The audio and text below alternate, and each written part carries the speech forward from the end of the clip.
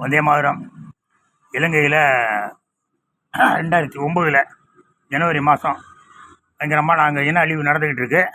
நம்ம Italian control இருந்தில் government இங்கே உத்தரப்பிரதேசத்துலேருந்து பிளேன்லாம் போய் அங்கே குண்டு போட்டுன்னு சொல்லி எங்கள் வீட்டு பக்கத்தில் உள்ள ஐபி ஆஃபீஸர் இருந்தார்.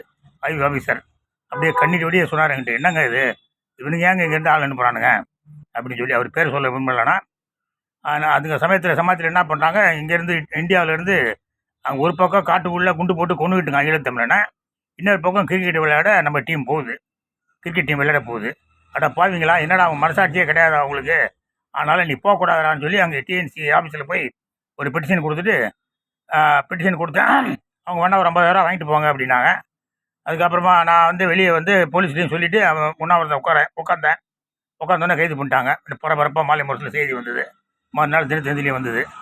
அப்புறம் எங்கள் கட்சிக்காரங்களும் கொஞ்சம் பேர் போயிருக்காங்க. நான் அரெஸ்ட் ஆகிட்டேன். அதுக்கப்புறம் போயிருக்காங்க. அவங்ககிட்டயும் 50,000 பணம் கொடுத்துட்றோம், அவர் பேசாமல் இருக்க சொல்லுங்கள்.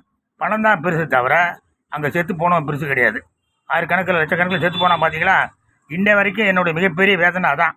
ஒரு ராஜீவ்காந்தி கொலை வழக்கம் முறையாக விசாரிக்காததுனால ஈழ பேரழிவு நடந்தது. எல்லாம் விதின்னு விட்டுடலாம்.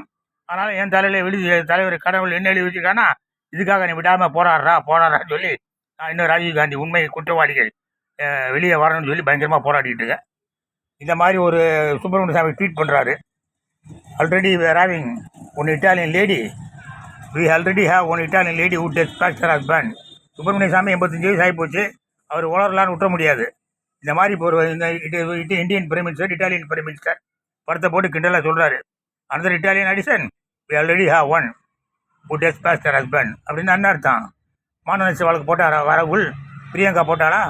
எகிரி குதிக்கிறானுங்க மல்லிகார்ஜுன கார்கே எல்லாம். மிகப்பெரிய கொடுமை நம்ம நாட்டில் நடந்துக்கிட்டு இருக்கு. அந்த முடிவு வரணும், இறைவில் வரணும். ஜெயஹிந்த்.